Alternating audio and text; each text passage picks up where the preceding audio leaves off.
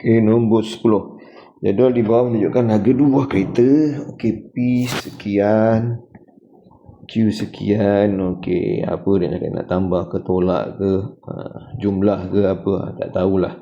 Tapi sekali pandang kita nampak P lagi mahal. Okey, so dia tanya apa? Harga R. Okey, tak R. Okey, tak ada.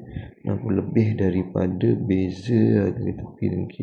Okey, maksudnya nak tahu R ni, kita kena tolak harga P tolak Q, dapat jawapan tambahkan dengan minah ni.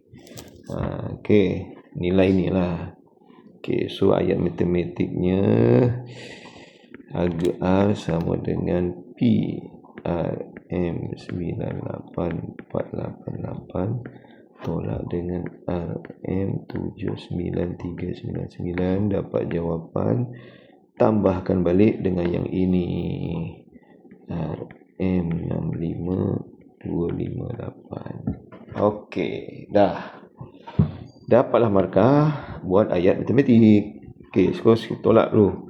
98488 tolak 79399. Baik, tolak. Macam biasa juga aja, jangan tolak tukar. Tolak tukar, tolak tukar, tolak tukar. Tukar semua baru boleh tolak. Okey. So 8 tolak 9 tak boleh, pinjam sebelah. Tolak 7 tambah 10. 7 tolak 9 tak boleh, pinjam sebelah. 3 tambah 10. 3 buang 3 boleh. Okey, 8 buang 9 tak boleh. 8 buang 9 pinjam sebelah tambah 10. 8 boleh buang 7. Okey dah, barulah kita tolak. Okey, so 8 tak boleh tolak 9, tapi 10 boleh tolak 9. 1 gabungkan dengan 8, 9. 7 tak boleh tolak 9, 10 boleh tolak 9. 1 tambah 7, 8. 3 buang 3 boleh sifar. 8 buang 9 tak boleh. 10 buang 9, 1 tambah 8, 9. 8 buang 7 boleh 1. Dan selepas itu barulah kita tambahkan dengan 65258. Okey, kita tambahkan.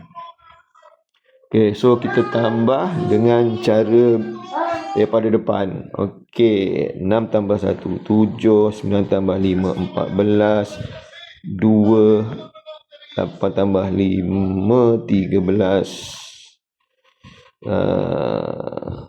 9 tambah 8, 17. Zas jawapannya 8, 4, 3, 4, 7. Okey dah. Okey, katakan awak tak buat cara ni, awak buat cara biasa pun boleh. Cikgu tak cakap tu. Jadi 1989 tambahkan dengan 65258. Okey, 9 tambah 8, 17, 1. 1 tambah 8, 9 tambah 5, 14, 1. 1 tambah sifar, 1 tambah 2, 3. 9 tambah 4, 14 tambah sini 1. 1 tambah 1, 2. 2 tambah 6, 8. So, jawapan pun tetap sama. Okey.